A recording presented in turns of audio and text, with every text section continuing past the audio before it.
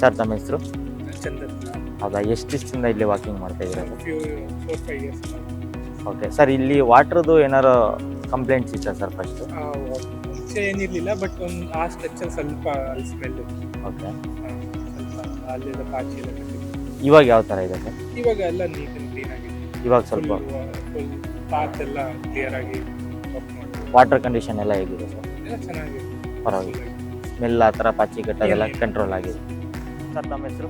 ನನ್ನ ಹೆಸರು ಚಂದ್ರಬಾಬು ಅಂತ. ಹೌದಾ, ಎಷ್ಟು ದಿವಸದಿಂದ ಇಲ್ವಾ? ನಾನು ಆಲ್ಮೋಸ್ಟ್ ಒಂದೂವರೆ ವರ್ಷದಿಂದ ಮಾಡ್ತಾ ಇದ್ದೀನಿ, 1.5 ವರ್ಷದಿಂದ ಮಾಡ್ತಾ ಇದ್ದೀನಿ. ಸರ್, ಈಗ ಒಂದು ತಿಂಗಳಿಂದ ಏನಾದ್ರು ಚೇಂಜಸ್ ಆಗ್ತಿದೆ?